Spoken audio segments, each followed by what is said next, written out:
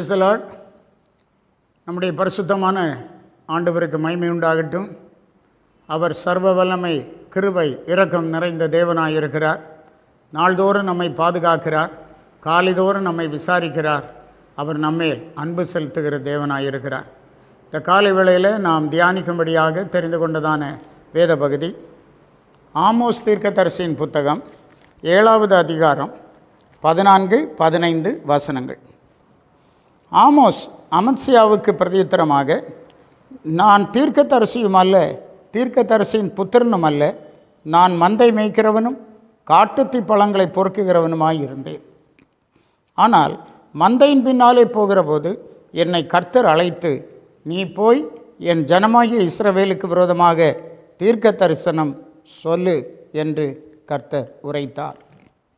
இங்கே தீர்க்கதரிசியாகிய ஆமோஸ் தேவன் தன்னை அழைப்பதற்கு முன்பாக தான் கடந்து வந்த பாதையை சொல்லியிருக்கிறான் என்று பார்க்கிறேன். என்ன பாதை? நான் மந்தை மேய்க்கிறவனும் காட்டுத்தி பழங்களை பொறுக்குகிறவனுமாய் இருந்தேன். நம்ம எல்லாருக்கும் ஒரு பாஸ்ட் இருக்கிறது. நாம் என்னவாய் இருந்தோம், இன்றைக்கு நாம் ஒருவேளை ரட்சிக்கப்பட்டிருக்கலாம், நல்ல காரியம்தான். ஆனால் அதற்கு முன்பாக ஒரு பழைய வாழ்க்கை நமக்கு இருக்கிறது. நம்மிடத்திலே ஒரு பழைய மனுஷன் இருக்கிறான். ஆமோஸிடத்திலே காணப்பட்ட பழைய மனுஷன் மந்தை மேய்க்கிறவனும் காட்டுத்தி பழங்களை பொறுக்குகிறவனுமாய் காணப்பட்டான் என்று பார்க்கிறோம். இந்த ஆமோஸ் என்று சொன்னாலே சுமை தாங்குகிறவன் என்று பொருள்படும் என்று பார்க்கிறோம். இவன் பாருங்க, மந்தையை மேய்த்து கொண்டிருந்தான், காட்டுத்தி பழங்களை பொறுக்கி கொண்டிருந்தான். அப்போது ஆண்டவர் இவனை தீர்க்க தரிசனம் உரைக்கும்படி, யாருக்கு?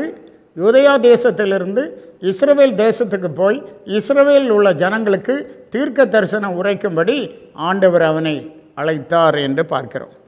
அப்போது இவன் போய் என்ன செய்தான்? ஆண்டவருடைய தீர்க்க தரிசனங்களை கண்டித்து, அந்த ஜனங்களை கண்டித்து தீர்க்க தரிசனங்களை உரைத்து கொண்டிருந்தான். அப்போது அமத்சியா என்கிறதான ஒரு கள்ள தீர்க்க தரிசி அவனுக்கு எதிர்பட்டான் என்று பார்க்கிறோம். அவன் இவனுக்கு விரோதியாகிவிட்டான். ஆனாலும் இவன் அவனை பொருள்படுத்தாமல் கர்த்தர் தனக்கு கொடுத்த வார்த்தைகளை கண்டிப்புடன் அந்த இஸ்ரவேல் ஜனங்களுக்கு தெரியப்படுத்தி அவர்கள் எப்படியாவது மனம் திரும்ப வேண்டும் என்று அவன் அங்கே அதற்கான காரியங்களை செய்கிறத, எச்சரிப்பின் சத்தத்தை அவன் முழக்குகிறத நாம் பார்க்கிறோம். இன்றைக்கும் ஆண்டவர் நம்மை அழைத்திருக்கிறார். வேதவசனம் சொல்லுகிறது, தேவன் நம்மை பரம அழைப்பினாலே அழைத்திருக்கிறார் என்று. பரம அழைப்பினாலே அழைத்திருக்கிறார். ஒரு மேன்மையான அழைப்பு. இந்த உலகத்தோடு முடிந்து போகிற அழைப்பு அல்ல, நம்முடைய மரணத்தோடு முடிந்து போகிற அழைப்பும் அல்ல. அந்த நித்திய காலமாய் பரலோக ராஜ்யத்தில் தேவனோடு காணப்படுகிறதான ஒரு அழைப்பினாலே தான் தேவன் நம்மை அழைத்திருக்கிறார்.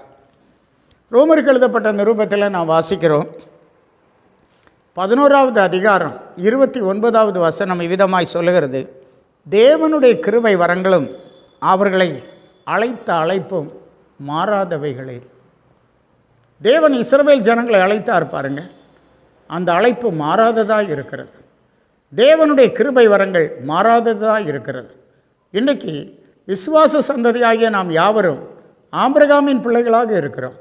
தேவன் நம்மை அழைத்திருக்கிறார் பாருங்க, இந்த அழைப்பு மாறாததாக இருக்கிறது என்று பார்க்கிறோம். ஆகவே தேவன் உங்களை எதற்காக அழைத்தாரோ அந்த அழைப்பிலே உங்களை நிறுத்துவதற்கு தேவன் வல்லவராக இருக்கிறார். ஏசாயாவை அழைத்தார். அவன் சொல்லுகிறான், காலைதோறும் என்னை எழுப்புகிறார், கற்றுக்கொள்ளுகிறவர்களைப் போல என் செவியை கவனிக்க செய்கிறார். நான் எதிர்க்கவும் இல்லை, நான் பின்வாங்கவும் இல்லை. அவன் தேவனுடைய அழைப்பின் சத்தத்திற்கு தன்னை பரிபூர்ணமாய் ஒப்பு கொடுத்தான். இந்த காலை நேரத்தில் நாமும் கூட நம்மை அழைக்கிற ஆண்டவருடைய சத்தத்துக்கு பரிபூர்ணமாய் கீழ்ப்படிகிறவர்களாய் இருக்க வேண்டும். அப்படி நாம் கீழ்ப்படியும் போது ஆண்டவர் மகிமையான காரியங்களை நமக்காக செய்வார். எபேசியருக்கு எழுதப்பட்ட நிருபத்தில் கூட நாம் வாசிக்கிறோம், 4ஆம் அதிகாரம் 1 வசனத்திலே பார்க்கிறோம், ஆதலால் கர்த்தர் நிமித்தம் கட்டுண்டவனாகிய நான் உங்களுக்கு சொல்லுகிற புத்தி என்னவெனில், நீங்கள் அழைக்கப்பட்ட அழைப்புக்கு பாத்திரவான்களாய் நடந்து 3ஆம் வசனத்திலே சமாதான கட்டினால் ஆவியின் ஒருமையை காத்துக்கொள்வதற்கு ஜாக்கிரதையாயிருங்கள். அழைக்கப்பட்ட அழைப்புக்கு பாத்திரவான்களாய் நடப்பதற்கு நீங்கள் ஜாக்கிரதையாயிருக்க வேண்டும். சமாதான கட்டினாலே ஆவியின் ஒருமையை காத்து கொள்வதற்கு ஜாக்கிரதையாயிருங்கள் என்று சொல்லுகிறார். இந்த நாளிலும் கூட ஆண்டவர் என்னை அழைத்த அழைப்பு என்னிலே நிறைவேறுகிறதா என்று நாமே நம்மை சோதித்து பார்த்து இந்த அழைப்புக்கு பாத்திரவான்களாய் நடப்பதற்கு ஜாக்கிரதை உள்ளவர்களாய் காணப்படுவோம். கர்த்தர் நம்மை ஆசீர்வதிப்பாராக. ஜெபிப்போம். பரம அழைப்பினாலே எங்களை அழைத்து பரிசுத்தமாக்கி உமக்கு உகந்த ஜனமாக மாற்றி இருக்கிற எங்கள் நல்ல ஆண்டவரே, உம்மை நாங்கள் துதிக்கிறோம். ஆசீர்வாதமான இந்த காலை வேளைக்காக நன்றி சொல்லுகிறோம். உடைய பிள்ளைகள் ஒவ்வொருவரையும் என் ஆண்டவர் தனிப்பட்ட விதத்தில் ஆண்டவரை பெயர் பெயராய் இந்த வேளையில் ஆசீர்வதிக்கும்படியாக ஜெபிக்கிறோம். உம்முடைய அன்பினால் இவர்களை நிரப்பும். உம்முடைய ஆசீர்வாதங்கள் முற்றிலும் இவர்களுக்கு உண்டாகட்டும். இவர்கள் குடும்பங்கள் தலை தோங்கட்டும். தெய்வீக அன்பினால் நிரப்பும். ஆண்டவர் இவர்களை எதற்காக தெரிந்து கொண்டீரோ, எதற்காக அழைத்தீரோ, அந்த நோக்கம் இவர்கள் வாழ்க்கையிலே பரிபூர்ணமாய் நிறைவேறும்படி ஆண்டவர் உதவி செய்யும்படியாக ஜெபிக்கிறோம். பலப்படுத்தும். பெரிய காரியங்களை செய்யும். இயேசுவின் மூலம் கேட்கிறோம் பிதாவே. ஆமென். ஆமென். God bless you.